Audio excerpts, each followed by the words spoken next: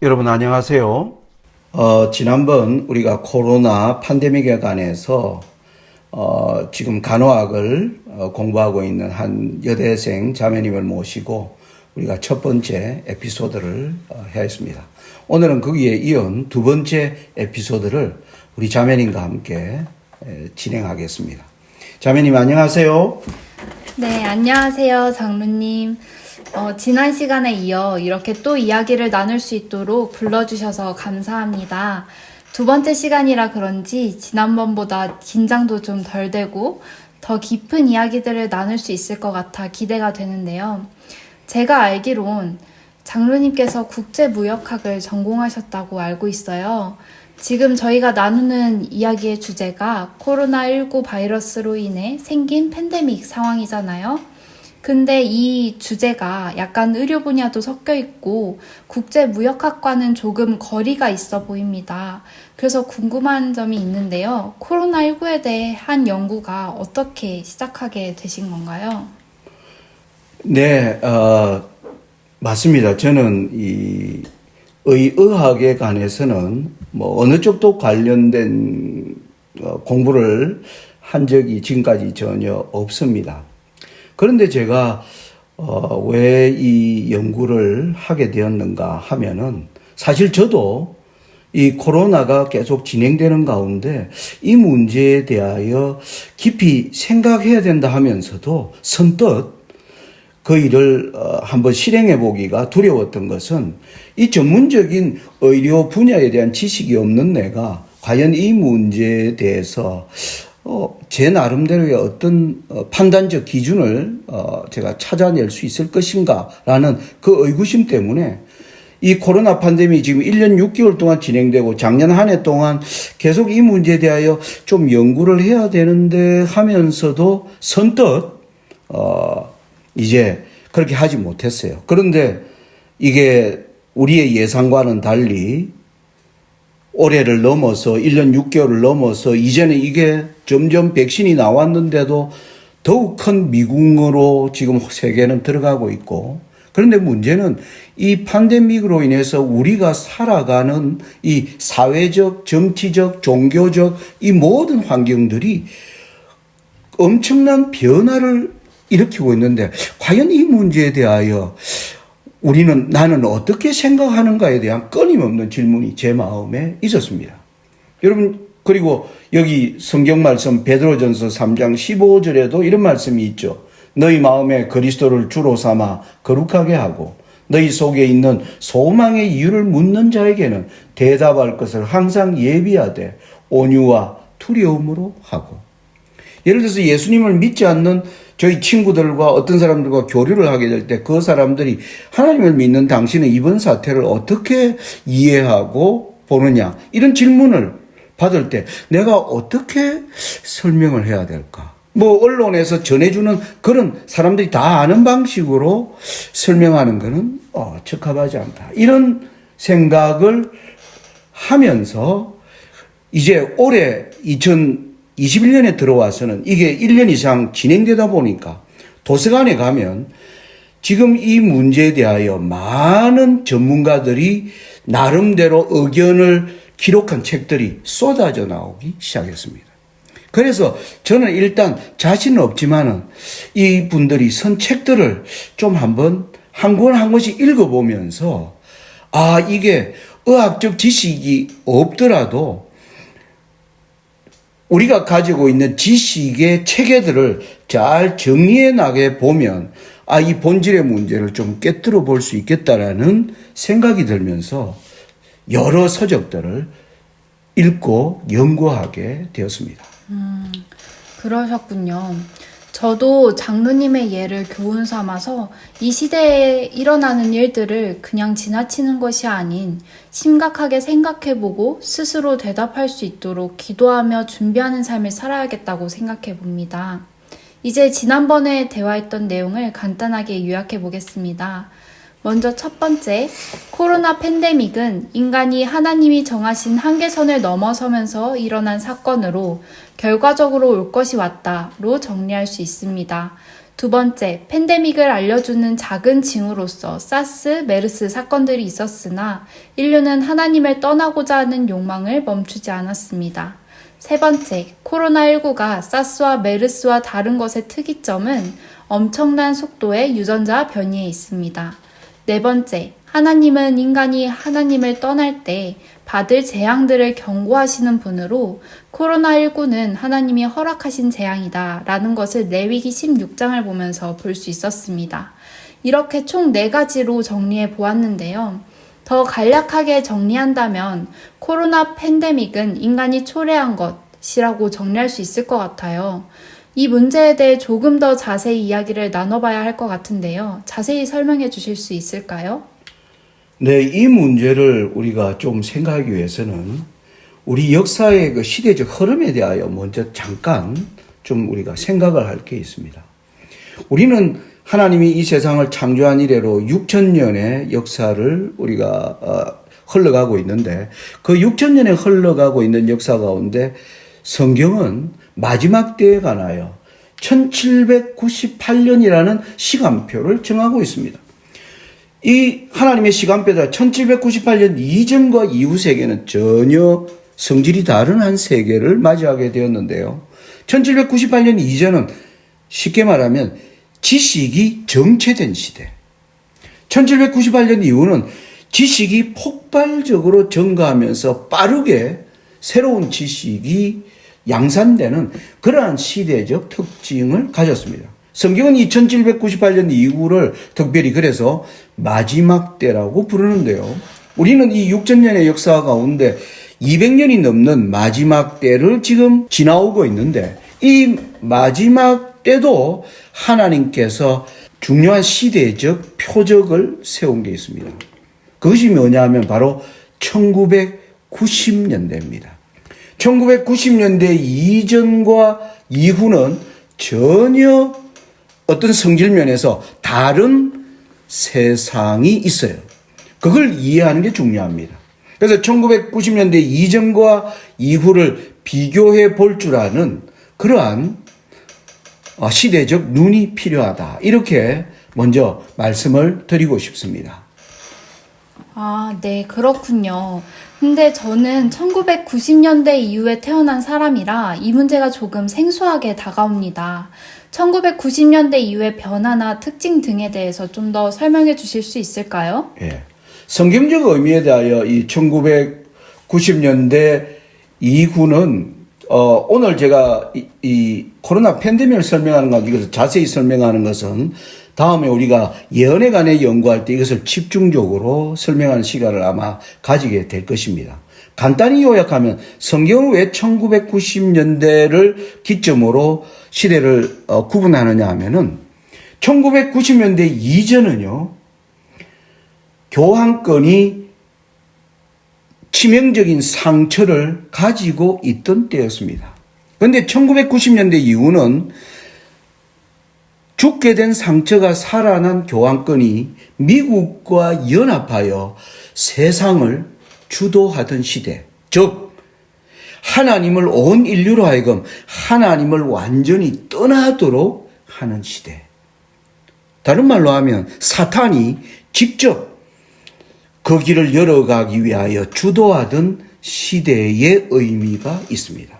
그러면 이 의미를 이제 팬데믹과 관련하여 좀 설명을 드리면 이렇습니다. 1798년 이후의 인류는 약 200년 동안 엄청난 과학과 기술의 발전을 가져왔습니다. 그러면서 1990년대에 소련이 무너지면서 전 세계가 미국이 주도하는 하나의 이제 글로벌로 되면서 이때 인류는 과학의 발전을 통하여 특별히 한 분야에 관심을 가지기 시작한 것인데 그것이 바로 생명에 관한 것이었습니다. 여러분, 생명에 관한 것은 바로 하나님과 직접 관련되는 거죠. 모든 생명은 하나님으로부터 나왔기 때문입니다. 그래서 인류가 생명에 관한 것에 관심을 가지기 시작하면서 거기에 지식과 엄청난 바이오 기술들이 여기에 이제 국가적 자금과 수많은 전문가들이 양산되는, 이러면서 결국 여기에 가장 직접적인 연구 분야가 어디냐면 바로 DNA에 관한 연구였습니다. 인간은 이 연구를 통하여 드디어 유전자를 연구하게 되었고, 그리고 마침내 유전자 조작까지 이루어지는 그러한 분야에까지 하나님의 창조의 영역에 깊이 다가서는 그러한 시도를 한 것이라고 설명할 수 있습니다. 지나간 역사에 일어난 사건들을 통해서 제가 이걸 좀 간단하게 설명하면요. 18세기에 현미경이 발견되었습니다. 현미경의 발견은 인류가 너무나 작아서 우리가 볼 수 없는 세계를 볼 수 있게 해주었습니다. 이러한 연구의 결과로 여러분 아시는 것처럼 18세기 말에는 제니가 그 당시 천연두라는 전염병이 유행될 때 소의 이 천연두 그 바이러스를 인간에게 접종해서 거기에서 항체를 생기게 만드는 바로 오늘날의 가장 기본적인 백신의 개념이 발전되는 시대를 여는 것이 바로 1798년과 관련된 18세기 말이었습니다. 그러면서 19세기에 들어와서는 아주 유명한 멘델의 유전 법칙. 이것은 뭡니까?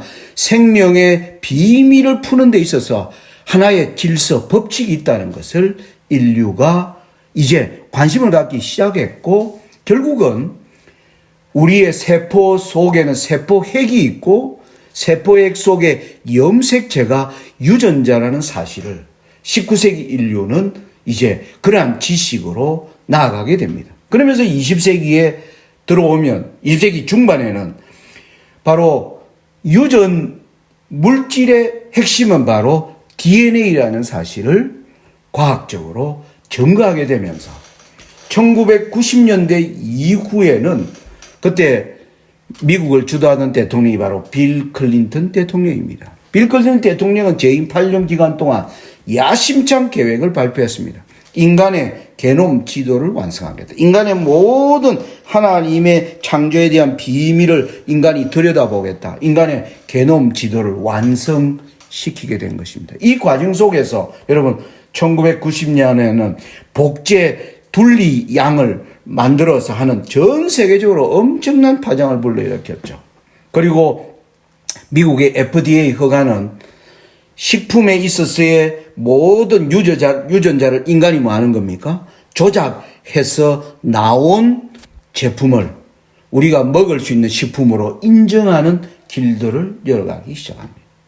여러분, 이러한 길들은 21세기 들어와서 유전자, 복제, 줄기세포 이러한 연구들로 계속해 나가면서 동식물을 가리지 않는 유전자 조작을 위한 연구가 수많은 실험실 속에서 이루어진 것이 바로 21세기 인류가 자행했던 놀라운 일이라는 사실을 우리가 기억해야 합니다. 그리고 여러분, 작년에 노벨 화학상을 수상한 분이 여러분 누구시네? 바로 크리스퍼. 그 사람이 왜 노벨 화학상을 수상한지 아세요? 바로 유전자 가위 기술을 만드신 분이십니다. 유전자 가위라는 말은 무엇일까요? 하나님이 만들어 놓은 DNA 창조 질서를 인간이 보고는 거기에 자기의 마음에 안 드는 유전자 DNA를 인간이 가위로 잘라내는 것입니다. 그래서 인간이 하나님이 만들어진 질서를 인간이 인위적으로 뭡니까? 뒤바꾸어 놓는 놀라운 일들이 벌어진 것이었죠. 이것이 1990년대 이후에 30년간 이루어진 것이다. 간단히 이렇게 정리할 수가 있겠습니다. 그렇군요. 저도 인간 게놈 지도, 복제양 둘리, GMO 식품 등에 대해 들어본 적이 있는 것 같아요. 결국 인간의 타락한 욕망과 기술이 결합하여 과감한 유전자 조작을 실행하게 되었고, 그 결과로 유전자 체계에 엄청난 혼란이 일어났다라고 볼 수 있겠네요. 네. 지난번 첫 번째 에피소드에 말씀드린 것처럼 사스와 메르스라는 이런 일들은 이 큰 코로나 팬데믹을 위해서 알려주는 하나의 사전적 징표였다. 제가 하이니 효과를 예를 들어서 설명을 드렸습니다. 그러니까 21세기 들어와 이러한 연구가 계속 이제 본격적으로 실행될 때 하나님은 사스와 메르스를 통해서 인류의 저열한 욕망과 하나님을 향한 무모한 도전이 어떠한 혼란을 초래할 것인가를 경고하는 바로 신호였음을 우리가 여기서 알 수가 있는 것입니다. 그렇군요. 결국 코로나 팬데믹은 인류가 동식물계에 행한 잔인한 행동에 대해 보이지 않는 미생물계의 대대적인 반격이라고도 해석할 수 있겠네요. 예, 저는 우리의 시대적 흐름을 통해서 또 성경을 하나님의 말씀을 믿는 백성으로서 이러한 시각으로 우리가 코로나 팬데믹을 보는 것이 중요하다고 생각합니다. 그런데 제가 이번에 이 수많은 전문가들이 쓴 책을 보면서 인간이 이 유전자 기술이 어떻게 발전되었는가를 보면서 저도 너무나 많은 지난날 알지 못했던 것에 대한 큰 인간이 얼마나 창조주에게 지금 무모한 도전을 하고 있는가를 생각하면서 경악을 했는데 놀라운 것은요.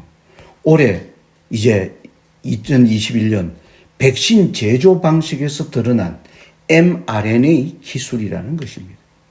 그럼 자매님 지금 백신이 여러 종류 나와 있는데 전 세계가 지금 가장 맞고 싶어하는 백신이 두 개가 있는데 바로 화이자와 모더나 백신입니다.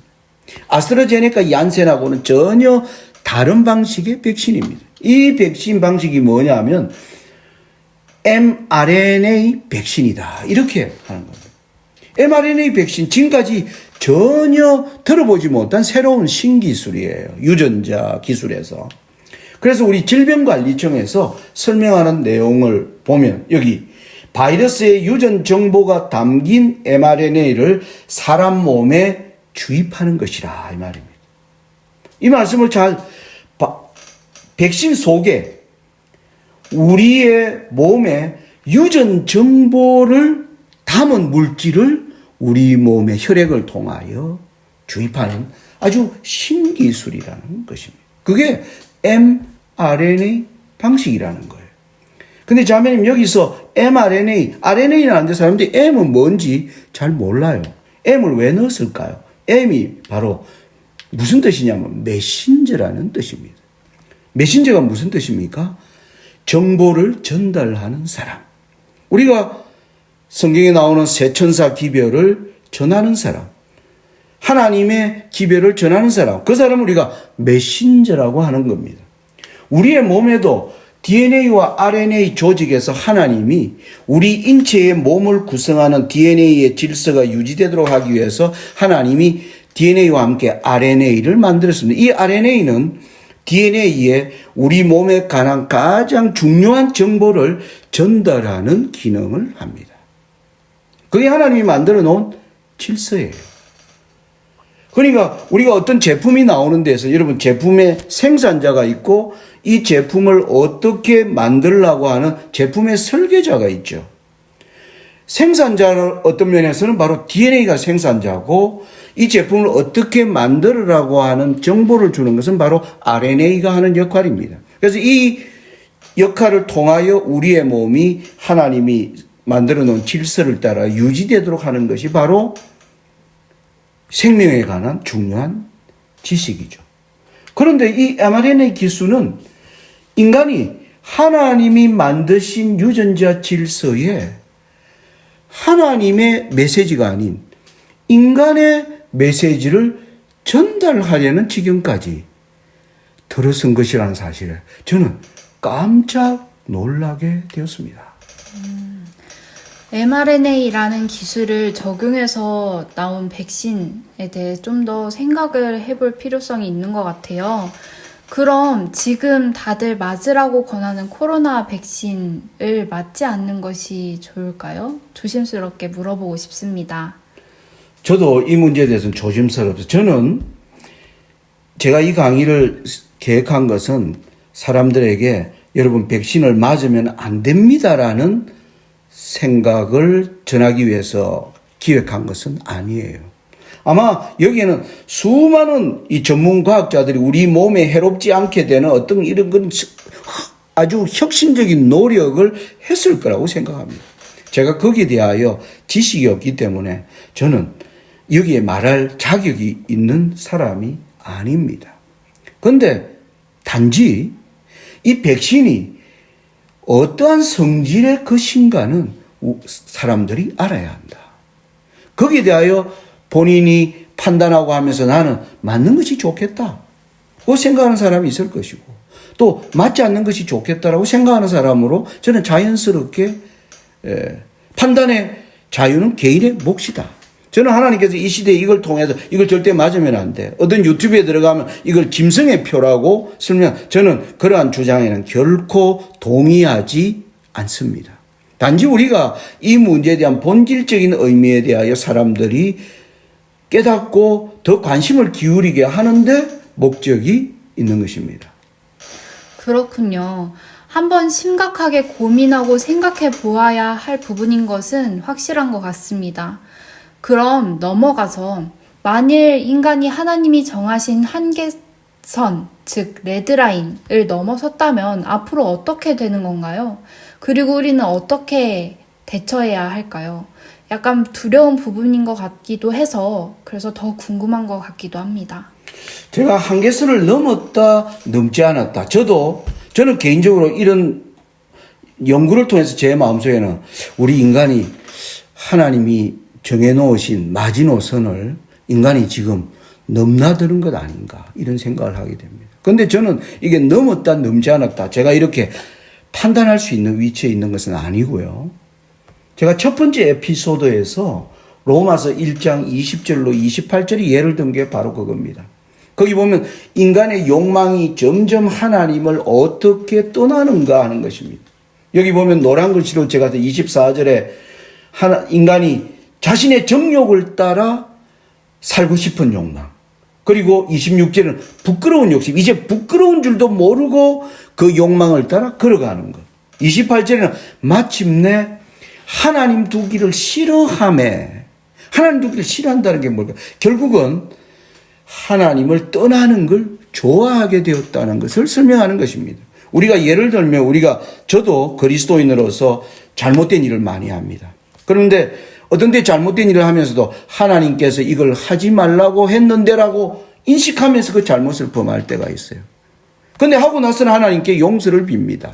왜 그렇습니까? 이때마다 하나님을 싫어해서 내가 잘못을 범하는 게 아니에요.